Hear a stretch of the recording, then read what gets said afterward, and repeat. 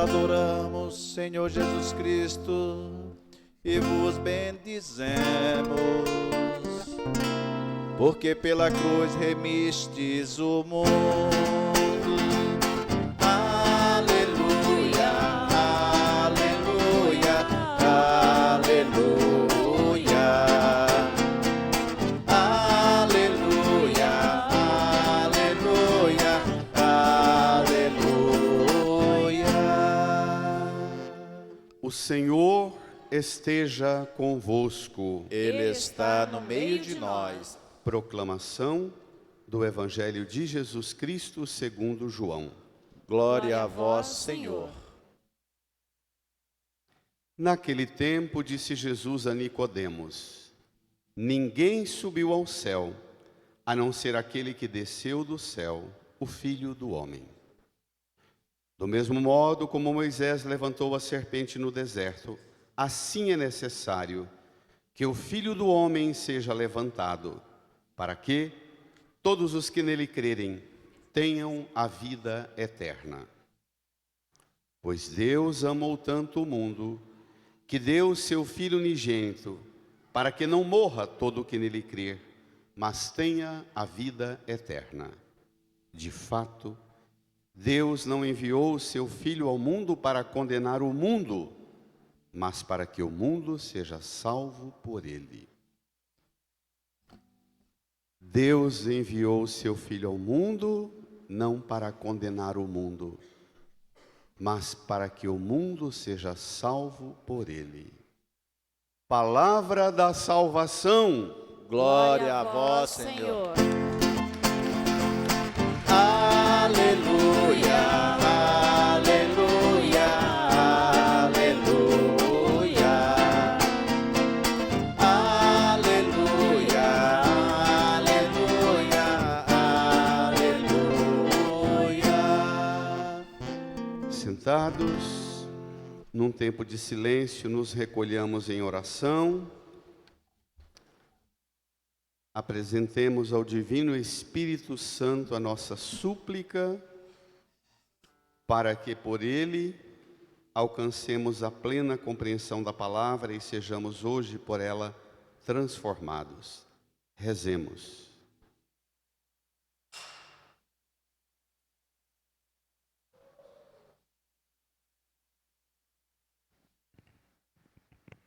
Amém. Irmãs e irmãos, hoje, 14 de setembro, a igreja celebra uma festa que pode parecer estranho, porque geralmente a gente celebra pessoas, os santos e os mistérios que envolvem a vida dos santos. Mas hoje nós celebramos a festa da exaltação da Santa Cruz. Quando cai dia de semana, essa celebração é na semana, por isso a gente não tem tanta familiaridade com essa festa celebrada no domingo. Domingo passado nós ouvimos Jesus falar às multidões: quem quiser me seguir, renuncie pai, mãe, irmãos, irmãs, esposa, esposo, filhos, renuncie os afetos, tome sua cruz e me siga. E eu dizia que hoje reservaria a pregação para a gente aprofundar o tema especificamente da cruz. O que é esta cruz que Cristo toma sobre si e diz às multidões que quem quiser segui-lo tem que tomar a cruz, ir atrás dele, seguindo os passos dele. No mundo cheio de sofrimento como o nosso, que sentido tem exaltar a cruz? Não é talvez escandaloso venerar um infamante patíbulo? Diz Bento XVI. Os cristãos, ao celebrarem a festa da exaltação da Santa Cruz, não exaltam uma cruz qualquer, a cruz em sentido genérico. Mas nós celebramos aquela cruz, aquela sobre a qual Jesus sacrificou a si mesmo E o Pai ofereceu o seu Filho único para dar-nos o fruto bendito dessa cruz, o amor que nos salva. Então, já tire o olho de todas as cruzes e centremos nisso, que a celebração da Santa Cruz é a cruz de Cristo por excelência e não qualquer cruz. Mas ele recomendou-nos que a gente que quiser segui-lo tem que também tomar a cruz e segui-lo. O que é essa cruz? Quais são, para dizer para uma criança, para um adolescente, para um não cristão, quais seriam os outros nomes que nós poderíamos dar para a cruz? Ao longo de muitos séculos, se interpretou renunciar a si mesmo e tomar a sua cruz como uma forma submissa, quase, ou se não, plenamente alienada, de sujeitar-se aos caprichos das dores deste mundo, das imposições de padrões deste mundo, da violência e da opressão deste mundo, e dizer, não, mas está lá, Jesus falou que cada um tem que tomar a sua cruz, essa é a minha cruz. Tem um homem violento dentro de casa, essa é a minha cruz. Tem um pai violento, se submete, essa é a minha cruz. Não é isso. Ou, ainda mais, fazer um cilício, um chicote de cordas e mortificar-se, porque eu tenho que fazer esse corpo sofrer, porque a minha cruz é essa, a finalidade da cruz é mortificar esse corpo. Isso também nós superamos. E hoje o Evangelho dá para nós uma oportunidade de voltar para casa com uma compreensão a partir de Cristo, entendendo o que é a sua cruz. Vamos lá? No seu folheto número 11, Evangelho de João, capítulo 13, versículos 13 a 17. O texto começa dizendo, naquele tempo disse Jesus a Nicodemos. Me deixe primeiro falar sobre quem é Nicodemos. Nós estamos aqui no versículo 13 a 17. No versículo 1, João, no Evangelho de João, diz assim: naquele dia, depois que Jesus fez o rito, o chicote de cordas, entrou no templo de Jerusalém e purificou, expulsando os vendilhões do templo, e falar que os judeus tinham transformado o templo num covil de ladrões. Quando anoiteceu, acontece essa cena. O texto diz: um fariseu, um dos notáveis dos judeus, ele veio ter-se com Jesus de noite. Notável, o próprio nome Nicodemos significa aclamado pelo povo ou conquistador. O nome dele, Nicodemos, que o evangelista chama de um dos notáveis judeus, era o título que se dava aos 72 homens que compunham o conselho do Sinédrio, que era uma instância de governo religioso de Israel, já que Israel não tinha um governo político, porque a dominação sobre Israel política era do Império Romano, mas o Império Romano permitia que eles tivessem, sobre aqueles que tinham a fé judaica, uma autoridade religiosa naquele ambiente. E eles tinham uma instância de governo, que era o Sinédrio, composto por 72 membros, e coordenado pelo sumo sacerdote daquele ano. Então Nicodemos vai ter-se com Jesus de noite. Ele chega em Jesus à noite e diz assim: Rabi, sabemos que tu és um mestre, pois ninguém pode operar as obras que operas, se não vem da parte de Deus, se Deus não estiver com ele. E aí Jesus dirige a Nicodemos uma conversa estranha, falando para ele: Nicodemos, você está me procurando à noite para não se expor para os judeus. Você quer que a sua reputação junto aos judeus fique bem, você é aclamado pela opinião das massas, você tem visto e ouvido as coisas que faço, você se sente de certa forma atraído, vem e chama Jesus de mestre, ele tem um certo encanto com Jesus, por Jesus, mas não quer se comprometer com Jesus para não ficar mal na fita, na opinião das massas. Procura Jesus de noite. Mais ou menos aquele povo que quando quer confessar, procura escondido uma outra paróquia, um outro lugar, para ninguém ficar sabendo que ele é pecador. Tipo assim. Nicodemos procura Jesus à noite e Jesus diz assim: Nicodemos, ninguém pode vir a mim e receber as coisas que eu faço se não nascer de novo, se não receber um batismo, se não receber o Espírito. Quem nasce da carne é carne, quem nasce do Espírito é Espírito. Receber do alto um sopro, um vento. Esse Nicodemos, que nascer de novo, receberá o reino de Deus. Nicodemos representa o sinédrio que reivindica o reino de Israel, o Estado de Israel, o território que compunha a ocupação das 12 tribos de Israel. Escuta Jesus com essa conversa sobre nascer de novo para ver o reino de Deus. Jesus não fala em reino de Israel, fala em reino de Deus. Nicodemos diz: como é que eu posso nascer de novo? Vou entrar no útero da minha mãe? Jesus reforça dizendo: não, Nicodemos, nascer de novo aqui, e agora preste atenção, porque daqui para frente vai pesar o texto. Nascer de novo significa mudança de mentalidade. Você é um sólido judeu bem formado, compõe o sinédrio, a elite intelectual e religiosa de Israel, mas para você compreender quem eu sou, você precisa nascer de novo.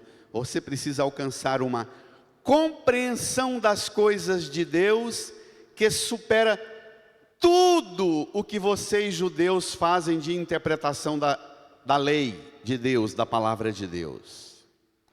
Minha gente, dizer isso para uma pessoa, do ponto de vista religioso, é a coisa mais difícil, é entrar nos paradigmas e nas compreensões religiosas que consolidamos e cimentamos. Aí Jesus entra com esse discurso que vem agora, vamos lá? Vai, Nicodemos procura Jesus de noite, e no meio da noite Jesus vai expor Nicodemos, expondo-se. Versículo 13: ninguém subiu ao céu, a não ser aquele que desceu do céu, o Filho do Homem. Continua. Do mesmo modo, como Moisés levantou a serpente no deserto, assim é necessário que o Filho do Homem seja levantado. Espere lá. Nicodemos, você me procura à noite e você vai me ver. O Filho do Homem é o título do Messias esperado da literatura apocalíptica do livro de Daniel, de Ezequiel e Jeremias. Jesus se dá o título supremo do Messias esperado, Filho do Homem. E diz a Nicodemos: você que me procura de noite, às escondidas, você vai ver-me ser levantado, pregado na cruz, ao meio-dia, no sol pleno do dia, até às 3 da tarde, e você vai ver-me exposto plenamente. O Filho do Homem vai ser levantado, como Moisés levantou a serpente no deserto, para que, versículo 15, para que todos os que nele crerem, vai, igreja, tenham a vida eterna. Eu quero a igreja mais envolvida. Versículo 15, para que todos os que nele crerem tenham a vida eterna. Pronto, Jesus agora não fala de recuperar o Estado de Israel, recuperar o território de Israel, de invadir Gaza, a Cisjordânia ou a Jordânia. Jesus fala numa outra realidade, uma outra configuração que ultrapassa a configuração geopolítica, econômica, social, cultural. Jesus fala de vida eterna. Refere-se a ser levantado da cruz, do jeito que Moisés levantou a serpente no deserto, a primeira leitura. O povo saiu da escravidão do Egito, entrou o deserto afora, na direção da terra prometida, indo para Jerusalém. No caminho, o povo ficou chateado porque a comida estava ruim demais e começou a reclamar da comida que Deus e Moisés estavam dando para ele. Falou: estamos fartos, com nojo desse alimento miserável. Deus ouviu a murmuração, deu uma praga de serpente que mordia o povo morria, e o povo vai atrás de Moisés e diz: fala para Deus voltar atrás, fala para Deus que nós não vamos reclamar, que nós comemos o que vocês derem para nós, mas tira essas serpentes. Deus vai falar com Moisés, intercedendo pelo povo, e Deus fala: tá bom, Moisés, levanta uma haste, faz uma escultura de uma serpente de bronze, põe essa serpente nessa haste bem grande, quem for mordido pela cobra, chega diante dessa serpente, olha para ela, que vai ser curado. E assim procede, e o povo continua o caminho até a terra prometida.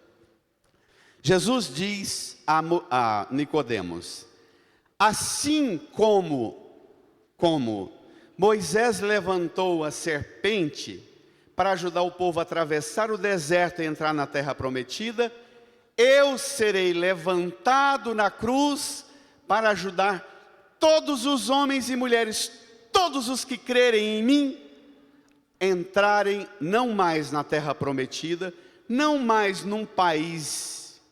Cuidado com os nacionalismos cristãos.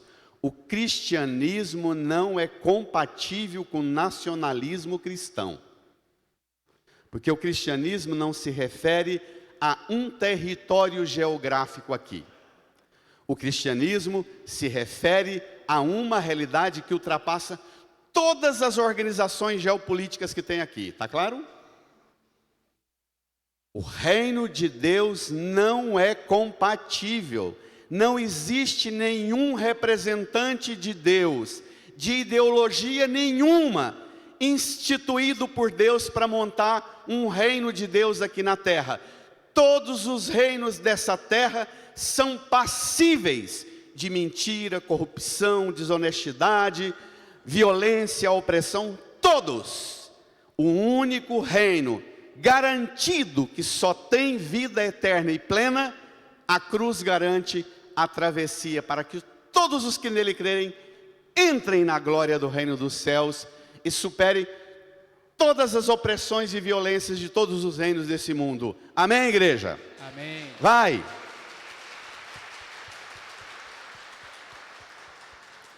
Nacionalismo cristão é uma heresia.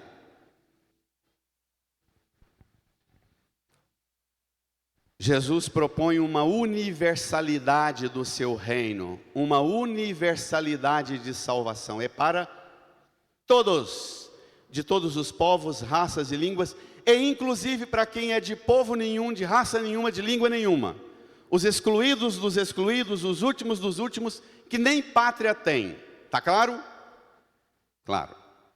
Pronto. Mas Jesus introduziu um tema novo. Vida eterna. E agora precisamos fazer a travessia com Nicodemos. Precisamos sair da nossa forma de compreender e atravessar para a nova forma de compreender as coisas de Deus. Versículo 16. Pois Deus amou tanto o mundo que deu o seu Filho unigênito, para que não morra todo o que nele crê, mas tenha a vida eterna. Pronto, acabamos de encontrar um novo nome para a cruz. Jesus está falando que ele será levantado, como a serpente, como Moisés levantou a serpente no deserto, ele vai ser levantado na cruz. Isso porque Deus amou tanto, que deu o seu Filho, para que não morra todo o que nele crer, mas tenha a vida eterna. Os que dão a vida pelos reinos deste mundo, defendem o direito de eliminar todo mundo que faz críticas a eles. Não defendem? Estão acompanhando meu raciocínio? Não defendem? Os que se esforçam para oferecer reinos deste mundo para os seus eleitores, defendem o direito de que ajudem todos a eliminar quem me faz crítica, quem se opõe ao meu modo de oferecer o bem para vocês. Vamos lutar para eliminar. Jesus diz o contrário, que ele e o Pai, Deus amou tanto que deu o seu Filho, para que não morra todo o que nele crer, mas tenha a vida eterna. Ninguém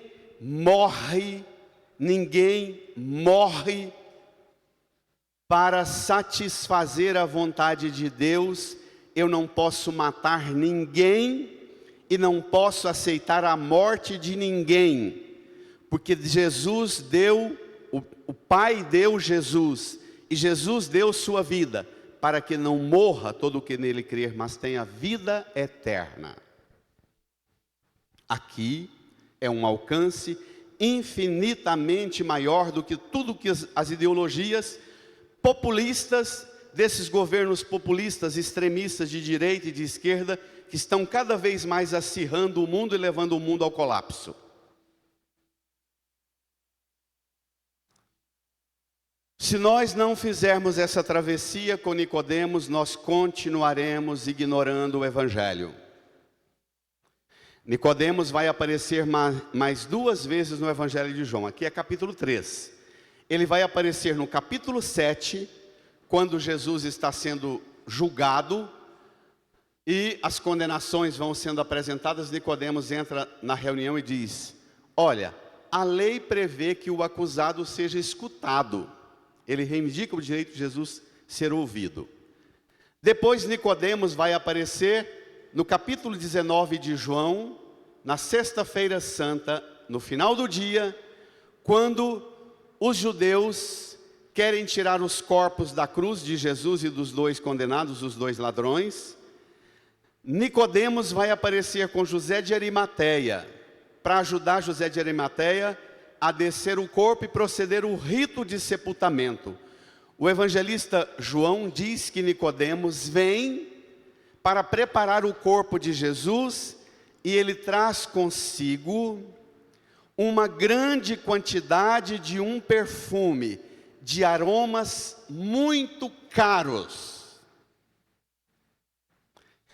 Esposas e esposos, o que é o perfume no romance e na literatura? Nicodemos, quando vem procurando Jesus agora aqui no capítulo 3, à noite, às escondidas, para não se expor. Ele vai vir sexta-feira da paixão, depois das 3 da tarde, na frente de todo mundo, trazendo um perfume, e por onde Nicodemos passa, o perfume vai sendo exalado. Depois que ele prepara Jesus, o resto da vida de da vida de Nicodemos, por onde Nicodemos passar, vão sentir o aroma do perfume, do amor com que Nicodemos amou Jesus e se envolveu com Jesus. Um criminoso, acusado de blasfêmia, acusado de ser um corruptor da ordem, por pregar tudo o contrário da ordem que Nicodemos pregava.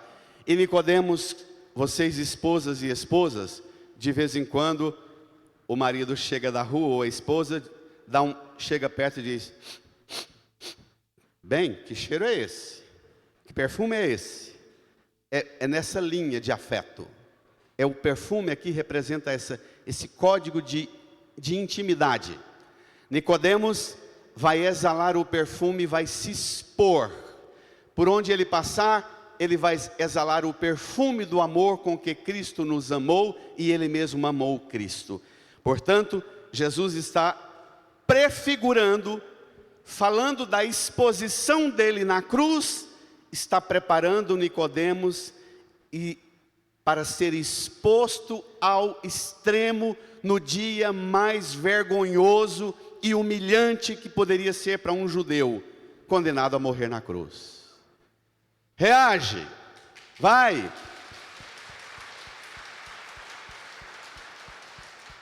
E não é para condenar, é para salvar Nicodemos. E agora vem a sentença mais bruta. Vamos lá? Versículo 17. De fato, Deus não enviou o seu Filho ao mundo para condenar o mundo, mas para que o mundo seja salvo por ele. Gente, pode pegar pesado, não pode? O que é que o cristianismo está fazendo com o evangelho? Usando a Bíblia, usando o nome de Cristo a serviço das ideologias. O que é que o cristianismo está fazendo com o evangelho? Usando o nome de Deus para condenar os outros que não pensam igual a mim. Os outros que não pensam iguais a nós, que somos dessa ideologia. Todas as ideologias dessas correntes acirradas, numa militância quase de lavagem cerebral, de obsessão, de apegos em ideias obsessivas, repito, sem nenhum medo de ofender, mas com uma obrigação enorme de falar o que eu vou falar agora. Todas as correntes ideológicas, de direita ou de esquerda, se acham no direito de condenar o mundo que não pensa igual a si. É isso que faz com que sejam ideologia. Jesus diz: Deus não enviou o seu Filho ao mundo para condenar o mundo, mas para que o mundo seja salvo por ele. Não para salvar a corrente ideológica, mas para salvar as pessoas também das alienações das correntes ideológicas. Um pouco de ideologia é necessário. Para a gente pensar e organizar a sociedade, nós precisamos de sistemas de pensamento. As correntes filosóficas, políticas, do campo da economia, da organização da sociedade, do mercado, elas são importantes, são decisivas para a organização da sociedade. Mas quando você põe os sistemas de pensamentos dessas correntes, mais importante do que as pessoas, e quem fizer crítica ou se opor, tem que ser eliminado e morto, você está dizendo que o evangelho é uma mentira, que o que Jesus falou é um engano. E Jesus falou: Deus não enviou o seu Filho ao mundo para condenar o mundo, mas para que o mundo seja salvo por ele. Eu vou citar 4 exemplos que corro o risco dramaticamente de alcançar uma interpretação da sua parte e que te ofenda profundamente. Não é meu interesse. Meu interesse aqui é explicitar o evangelho ao extremo, a partir do que a gente vive hoje. O que é este negócio de usar o evangelho e usar a Bíblia para condenar o mundo, e ainda pôr todo mundo de acordo com as minhas ideias para condenar o mundo? Eu parto de uma experiência mais antiga na minha vida. Eu tinha 27 para 28 anos. Era o ápice das correntes ideológicas de esquerda dentro da igreja nos anos 80, para a virada dos anos 90. O Brasil estava aquela ebulição das primeiras campanhas eleitorais. e o Brasil estava uma fervura. Eu estava num encontro de jovens, numa cidade do interior de Goiás. Num encontro de formação para jovem, era uma semana inteira. E naquele encontro, durante o encontro, a gente fica sabendo que durante a noite teve um grupo de trabalhadores organizados com força e violência, invadiram uma fazenda, e uma fazenda daquelas fazendas tradicionais, com uma história de 200 anos. Invadiram, tacaram fogo e destruíram tudo. Nós jovens, no encontro de formação, ficamos muito assustados, porque eram todos lideranças apoiadas e muito fortalecidas por padres e freiras e pela igreja, por bispos. No dia seguinte, começa a formação, vem um bispo e um padre e diz assim: tomem cuidado, porque os nossos que nós apoiamos, os trabalhadores que lutam por seus direitos e pela reforma agrária, são bons. No meio dos nossos não tem quem é capaz de pôr fogo e fazer o mal, e tinha inclusive provocado grande problema de saúde para vários que estavam na casa, para as famílias que estavam morando na casa. Dos nossos ninguém faz isso. Quem fez isso eram infiltrados da direita para incriminar os nossos. Não pensem isso. Tá bom. Eu não me convenci muito daquilo. Terminou o encontro naquele dia. Eu tenho uma parentada que mora nessa cidade e fui visitar os meus primos à noite, no final da tarde. Cheguei na casa dos meus primos, eles sabiam da minha atuação na igreja e disseram: primo, precisamos rezar pelo fulano de tal, esposo da nossa prima fulana de tal. Ele é um dos que pôs fogo naquela fazenda, e ele está escondido porque estão querendo eliminá-lo. Eu voltei para o encontro à noite, chamei o bispo e o padre e disse assim: senhor bispo, senhor padre, essa ideia de que porque é dos nossos não é capaz de fazer o mal, eu tenho uma notícia para vocês. Um dos que fez aquele mal é dos nossos da igreja, é dos nossos pobres apoiados por nós para a igreja, e é gente de dentro da minha família que eu fiquei sabendo que dos nossos tem alguém que é capaz do mal, do tanto que foi o mal que foi feito lá. Passa 30 anos, quase 40. Eu faço uma pregação aqui nessa igreja. Naqueles dias da quebradeira de Brasília, uma irmã nossa daqui, vizinha da igreja, bem formada, bem preparada, com uma capacidade de visão de mundo bem crítica, fiz uma pregação inflamada, falando da gravidade da gente chegar com soluções violentas, como foi aquela quebradeira de Brasília. Em janeiro, ela pega-me na porta da casa paroquial e diz assim: padre, o senhor tem que tomar cuidado com o que o senhor fala. Dos nossos, são incapazes de quebrar Brasília do jeito que quebrou. Quem fez aquilo foram infiltrados da esquerda que quebrou lá. Qual é a lógica? A lógica é que a ideologia cega a gente e a gente se torna incapaz de perceber que dos nossos, e no meio de nós, e dentro de nós, existe o mal. Que essa luta, ela é aqui dentro de cada um de nós. Que o mal existe, que existe dentro da nossa casa, que existe dentro da nossa família, que existe dentro da nossa igreja, que existe dentro de todas as correntes ideológicas, porque nenhum sistema de pensamento humano representa o sistema de pensamento de Deus, porque Deus não enviou seu Filho para condenar, mas para salvar. Amém? Amém? Amém. Esta polarização que nós estamos chegando no Brasil e no mundo, ela está levando-nos a um suicídio coletivo. Leiam, estudem, entre nos melhores e mais confiáveis sites de notícias internacionais dessa semana, pesquise o perfil daquele menino que matou aquele líder lá nos Estados Unidos. Qual é o perfil? É cristão. formado por uma família bem estabelecida no ambiente da fé.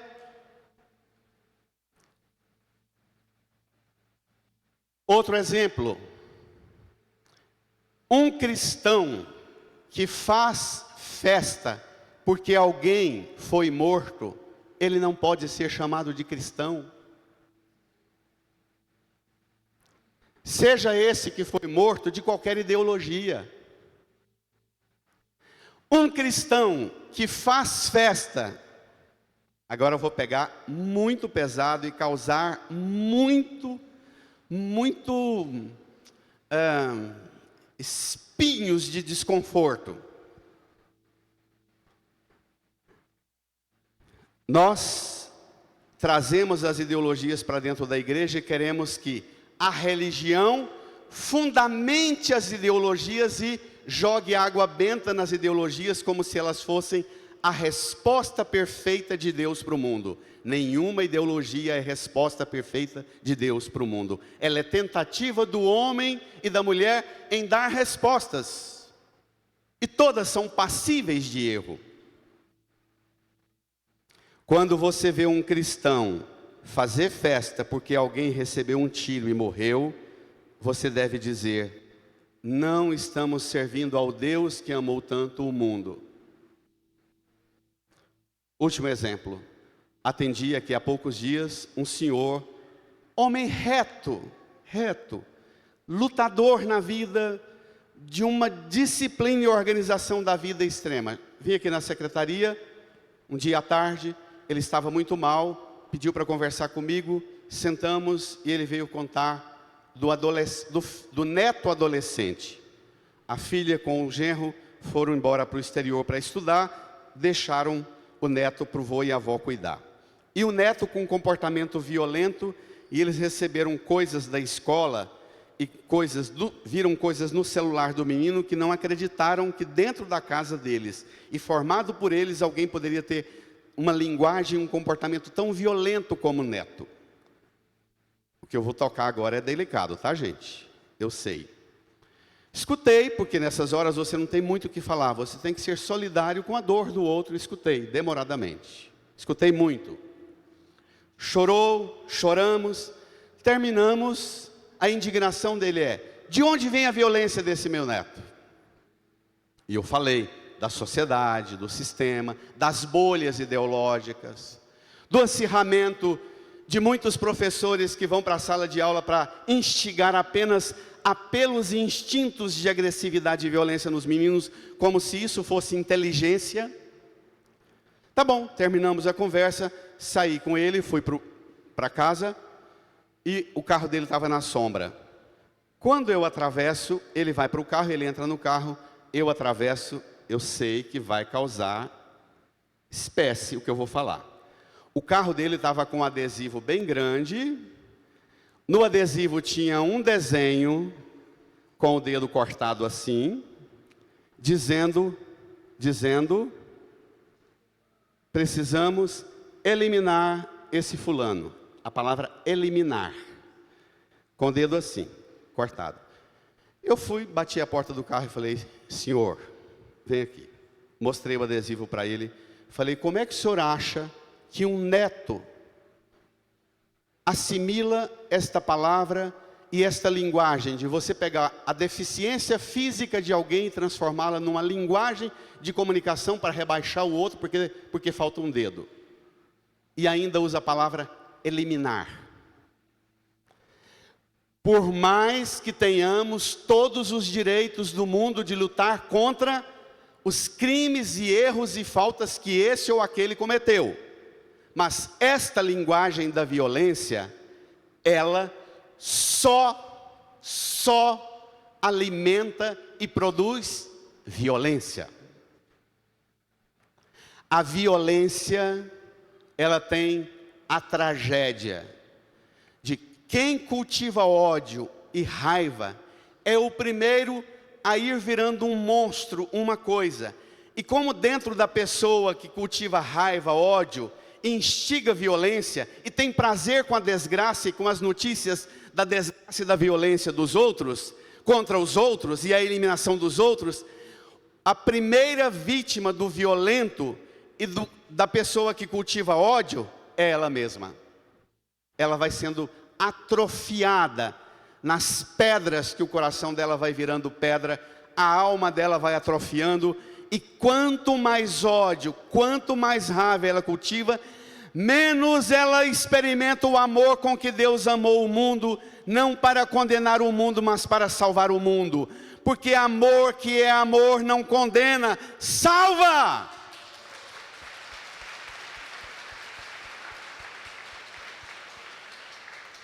Amor que é amor não condena, salva. Salva. Olhe para a cruz. Nicodemos, escutando Jesus falar disso,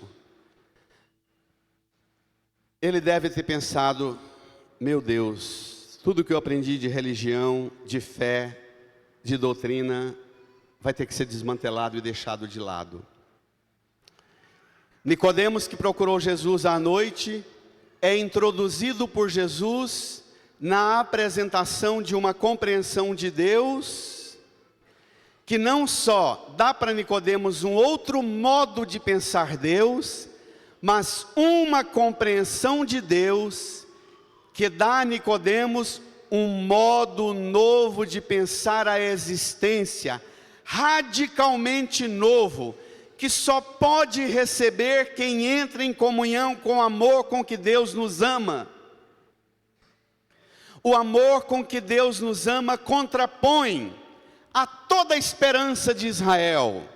O fato de Deus ter dado a terra prometida para Israel, fez Israel pensar que ele tinha direito de matar e assassinar todos os povos que chegavam perto, a começar pelos cananeus e todos os outros que ocuparam a terra e tentaram entrar dentro da terra de Israel.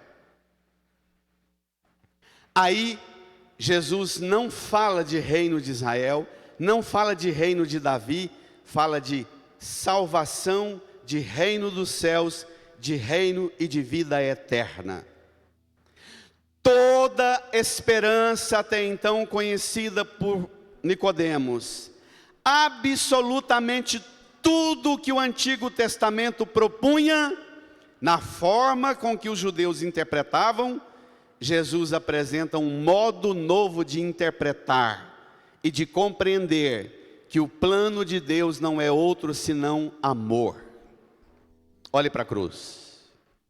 Levantado na cruz, crucificado, Jesus se torna lugar.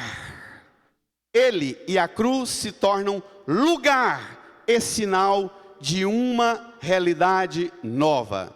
O novo nome da cruz, amor com que Ele nos amou. Um novo nome para a cruz, deu o seu Filho para que não morra quem nele crer. Um novo nome da cruz, não é para condenar, mas é para salvar. Um outro nome da cruz, abre para a vida eterna, para a salvação, não por meio do medo e da imposição, mas por meio do amor. Amém? Reage. Não deixa só a Zarinha reagir não, reage com a Zarinha.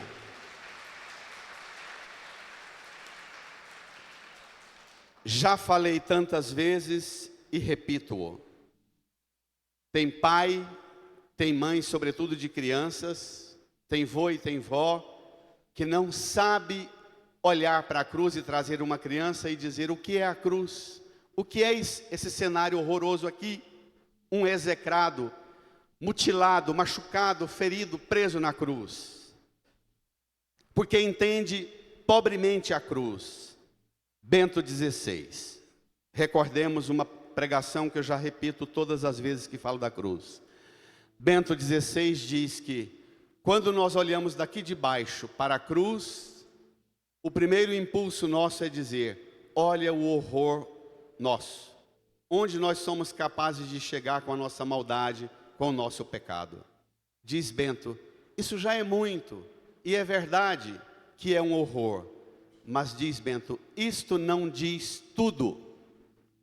Diz Bento, nós só compreendemos verdadeiramente a cruz quando nós viermos aqui para trás da cruz, diz Bento, e formos do alto lá onde está Deus e enxergarmos a cruz do lado que Deus olha para a cruz.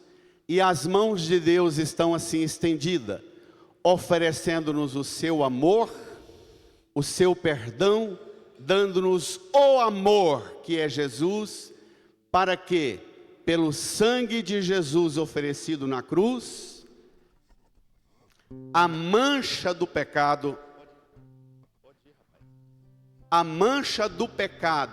a ferrugem, a nódoa do pecado que manchou nossa alma, nosso coração e nossa vida, pudesse ser curada unicamente pelo único remédio capaz de tirar a mancha do pecado, o sangue dele. Portanto, quando nós olhamos para a cruz, nós devemos olhar para a cruz a partir do amor com que Deus nos amou e nos ama. Um amor que desce à miséria do que somos, não para apontar e dizer miseráveis pecadores, mas para erguer-nos, curar-nos e devolvermos-nos face a face com Deus, como filhas e filhos de Deus regenerados à imagem e semelhança que o pecado tirou de nós. Aleluia! Aleluia. Reage! Vai! Assim, vamos aprendendo novos nomes para a cruz de Jesus. Quando nós fazemos o sinal da cruz, outra pregação de Bento XVI, que eu resumo. Quando nós fazemos o sinal da cruz, o nome do Pai, nós estamos, de certa forma, diz Bento, fazer o sinal da cruz sobre nós, de certo modo, diz Bento, é aceitar aplicar o Pai Nosso sobre nós. Quando dizemos, venha a nós o vosso reino, seja feita a vossa vontade na terra e no céu. Quando nós fazemos o sinal da cruz dizendo em nome do Pai, nós estamos dizendo, Pai, que o seu amor, o amor com que o Senhor amou o mundo, domine e reine, e seja feita a vontade desse amor sobre a minha inteligência, sobre o meu modo de compreender as coisas, sobre a minha capacidade cognitiva de entender as coisas, que o amor com que o Senhor nos amou seja iluminador da minha razão e da minha inteligência e faça a vontade do Senhor aqui na minha inteligência. Quando nós descemos a mão até o centro de gravidade de nossos órgãos internos vitais e dizemos em nome do Filho, nós estamos dizendo Jesus, seja feita a vontade do amor com que o Senhor nos amou e reine, seja feita a vontade do Senhor em nossas vontades, em nossas necessidades e em nossos desejos. Reine, Senhor Jesus, sobre minhas vontades, desejos e necessidades, reine o amor com que o Senhor nos amou. Quando nós traçamos o sinal da cruz sobre os ombros e falamos em nome do Espírito Santo, nós estamos dizendo, Divino Espírito Santo, reine, seja feita a vontade do Senhor sobre os meus afetos, minhas emoções, meus sentimentos e tudo que envolve a minha vida emocional, seja reinada a grandeza do amor Divino Espírito Santo sobre a realidade das minhas emoções, afetos e sentimentos. Portanto, quando nós fazemos um sinal da cruz, não é uma superstição para proteger contra os outros e o mal dos outros, mas é para protegermos-nos de nós mesmos, para que reine em nós, na inteligência nossa, nas vontades, desejos e necessidades nossas, nos sentimentos e afetos nossos, o querer de Deus. E a partir disso, não é o outro meu inimigo, mas eu sou portadora e portador de um amor que vence o mal do mundo por onde eu passar, eu vou exalar o perfume de Nicodemos. Amém, igreja? Amém. Reage, igreja.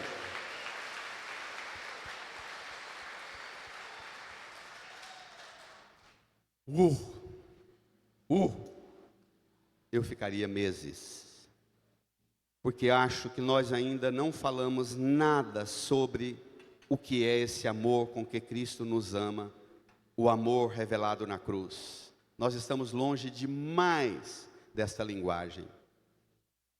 Se recorde agora das notícias da violência que domine sobre nós e reze pelo mundo. O livro do profeta Isaías diz, apresentando o Messias que vai realizar a vontade de Deus aqui na terra, o Messias reza assim, no profeta Isaías capítulo 61 até 63. O Espírito do Senhor está sobre mim, porque Ele me ungiu com a unção para anunciar a boa nova aos pobres, a recuperação da vista aos cegos, devolver a audição aos surdos, desatar a língua dos mudos, fazer o coxo caminhar, libertar os cativos da prisão. Nós de direita que fazemos festa quando alguém da esquerda vai preso, ou nós de esquerda que fazemos festa quando alguém de direita vai preso, a festa no Evangelho e na Sagrada Escritura é para quando alguém é libertado da prisão. Olha a diferença, olha a diferença. Isso não quer dizer que não tenhamos que lutar por justiça e fazer a justiça virar inimiga do mundo, não. Precisamos e necessitamos da ordem justa, e ela é um processo permanente de luta, de organização da sociedade. Tirar a justiça e a autoridade das instituições legais previstas na Constituição só piora o quadro das aberrações nossas. Só piora. Deixe Deus reinar, incline a sua cabeça e submeta-se ao amor com que Cristo te ama, dá a vida por você e te salva, te faz atravessar desta vida para a realidade nova do reino de Deus. Fale com Ele, põe a mão no seu coração e se lembre de toda a ordem do mal no mundo, do ódio, da raiva, da condenação, de toda a força de maldade que domina o mundo, todas as correntes ideológicas que pensam o mal e a violência como solução. Peça do Senhor para dar a você o remédio do amor que salva, para ajudar o mundo a conhecer o amor único capaz de dar vida e salvação, o amor de Jesus. Fale com Jesus, com a mão no seu coração, renove sua aliança com o amor com que Cristo te ama e acolha esse amor. Eu quero amar, eu quero ser aquilo que Deus quer. Sozinho eu não posso mais, sozinho eu não posso mais, sozinho eu não posso mais viver. Vem Espírito, oh, vem Espírito, sozinho eu não posso mais, sozinho eu não posso mais, sozinho eu não posso mais viver. Eu quero amar, eu quero ser aquilo que Deus quer. Sozinho eu não posso mais, sozinho eu não posso mais, sozinho eu não posso mais viver. Mais suave, vem Espírito. Vem Espírito. Vamos cantar? Vem Espírito. Sozinho eu não posso mais, sozinho eu não posso mais, sozinho eu não posso mais viver. Eu quero amar, eu quero ser. Eu quero amar, eu Eu quero quero ser ser aquilo que Deus quer. Sozinho, Sozinho eu não posso mais. sozinho eu não posso.